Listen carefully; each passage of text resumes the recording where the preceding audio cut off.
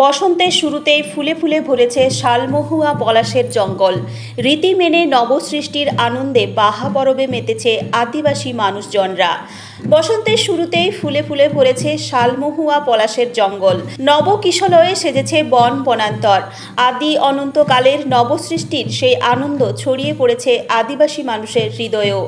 এমন দিনের রঙের খেলায় নয়, চিরাচরিত রীতি মেনে দেবতার পায়ে শাল ফুল সমর্পণের মাধ্যমে বাহা পরবে মেতে উঠলেন আদিবাসী মানুষেরা। যে উৎসবের মধ্যে লুকিয়ে রয়েছে জঙ্গলের প্রতি আদিবাসী মানুষের আদি ও অকৃত্রিম ভালোবাসার চিহ্ন। শালমহুয়ার জঙ্গলে ফুল ফুটলেই তারা তা প্রথম নিবেদন করেন তাদের তিন দেবতা মারাংবুরু, জাহের আও ও মরেকো তুরুইককে। তারপর শালফুল মাথায় ও কানে গুঁজে তারা মেতে ওঠেন বাহা অর্থাৎ ফুলের উৎসবে। নিয়ম অনুযায়ী বাহা উৎসবের আগে পর্যন্ত জঙ্গলের নতুন ফুল, ফল ও পাতা ব্যবহার করেন না আদিবাসীরা। সময়ের সাথে সাথে আদিবাসী মানুষদের জীবনে জঙ্গল নির্ভরতা কমেছে। পেশার তাগিদে এখন অনেকেই গ্রাম ছেড়ে শহরমুখী, কিন্তু তাদের জীবনের মূল সুরটুকু আজও অদৃশ্য বাঁধনে জুড়ে রয়েছে জঙ্গলের সঙ্গে। গ্রামগঞ্জের পাশাপাশি বাঁকুড়া শহরের আদিবাসী পল্লী চম্পাকিয়ারিতে তাই আজও আয়োজিত হয় বাহা উৎসব। দেবতাকে ভক্তিভরে শালফুল নিবেদন করে শহুরে আদিবাসীরা নাচে গানে মেতে ওঠেন সৃষ্টির নব আনন্দে। বাহা শব্দের অর্থ আমরা ফুল হয় আর আমরা এটা পুজো করা হয়। আর এই পুজোটা আমরা 3 দিন ধরে করি।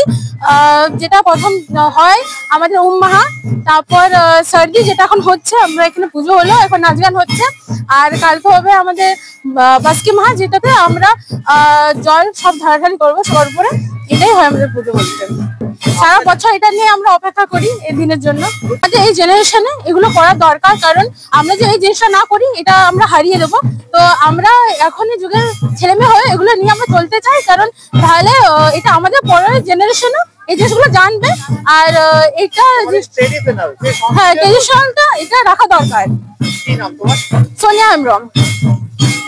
সকাল থেকেই সবাই পূজা অর্চনার মধ্য দিয়ে, নাচ গানের মধ্য দিয়ে, একসঙ্গে সবাই খিচুড়ি খাওয়ার মধ্য দিয়ে আমরা এই দিনটাকে খুব ভালোভাবে আনন্দ করছি, উপভোগ করছি।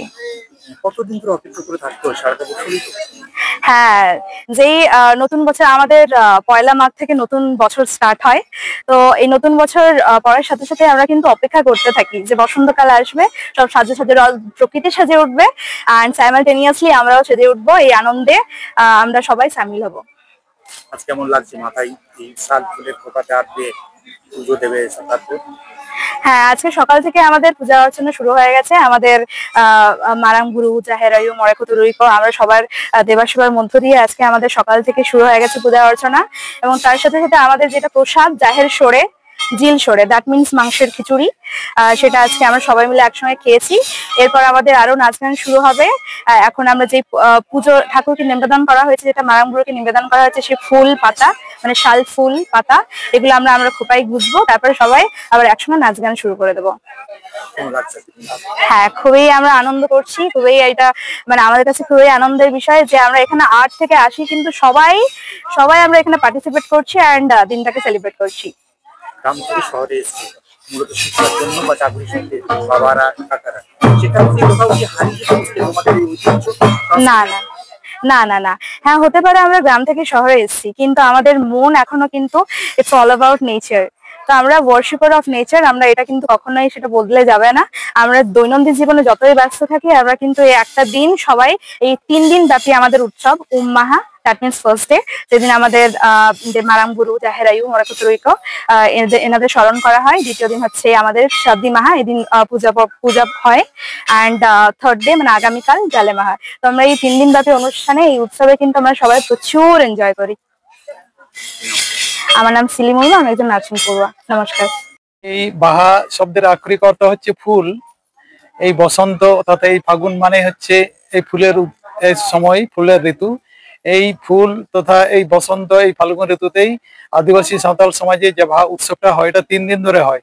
প্রথম দিন উম্মাহা, দ্বিতীয় দিন সার্দি মাহা, আর তৃতীয় দিন জালি মাহা। প্রথম দিনে এখানে শুদ্ধিকরণ হয়, দ্বিতীয় দিন আজকের দিনে এটা হচ্ছে পুজো পাঠ, খিচুড়ি খাওয়া, তারপরে নাচ গান এই সমস্ত হয়। আর কালকে হচ্ছে বাহা জালে অর্থাৎ সমাপ্তি দিবস। এই দিনে সবাই সম্পর্ক অনুযায়ী ফুলের জল দিয়ে ঢালাঢালি হয়, জল ছিটানো হয়। শালফুলকে আপনারা কিভাবে দেখেন? শাল ফুল হচ্ছে এটা হচ্ছে প্রকৃতির একটা বিশেষ অবদান। এই শালের মধ্যে দিয়ে সাঁওতাল সমাজের একটা হচ্ছে এর মধ্যে যে সৃষ্টি লুকিয়ে আছে এবং এটার মধ্যে দিয়ে তাদের ধর্ম কর্ম সমস্ত কিছু সংস্কৃতির মধ্যে লুকিয়ে আছে। অন্যান্য বিশেষ ফুল থেকে এই শাল ফুলকে একটা অন্য একটা পর্যায়ে রাখা হয়, যেটা হচ্ছে শাল এবং সাঁওতাল সমাজ সাঁওতাল সংস্কৃতি অঙ্গাঙ্গি ভাবে জড়িত। আমরা দেখেছি শালফুল আজকে মহিলারা মাথায় নেয়। হ্যাঁ, এটা হচ্ছে আজকে হচ্ছে আজ সৃজনের দেবতা মারাম্বুরু জাহেরা তাদেরকে আজকে প্রথম উৎসর্গ করেই আমরা তারপর আমরা এটা ব্যবহার করার একটা আমরা ছাড়পত্র পাই। এই দেবতাদের উৎসর্গ করার পরে আজকে আমরা ছাড়পত্র পেয়ে সেই আনন্দেই এবং সেই সৃষ্টি ফুল যে একটা সৃষ্টির প্রতীক, সেই প্রতীককে মর্যাদা দিতেই এই বাহা তথা শাল ফুলকে তারা খোপায় পরে, কানে পরে এবং নাচানাচি করে আনন্দে।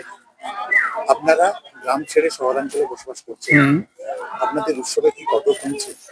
আজকে যা দিনকাল আসছে এবং হচ্ছে এই সমাজের মানুষজন গ্রামের থেকে শহরের মানুষগুলো কতটা একটু ভালো এবং ভালো জায়গায় পৌঁছে গেছে, যদি একটু মডিফাই করা হচ্ছে, কিন্তু এদের মধ্যে থেকে কিন্তু এই নিজের সংস্কৃতিকে নিজেদের ঐতিহ্যকে বজায় রাখার জন্য এই সমাজের যারা শহর কেন্দ্রিক মানুষ তারা কিন্তু কামড়ে এবং নতুন করে জেগে উঠেছে। নবপ্রজন্মের ছেলেমেয়েরা কিভাবে উপভোগ করছে? গোটাটাই না হলেও বিশেষ করে তাদের আশাক পোশাক, তারপর তাদের সংস্কৃতি, তাদের পুজো পার্বণটাকে নিজের মতন করে করার এবং হচ্ছে অন্যান্য সভ্যতা থেকেও কিছু ধার করে নিজেদের একটা মডিফাইড রূপ দিয়ে এরা অংশগ্রহণ করছে। আমার নাম মলিন্দা হাসদা।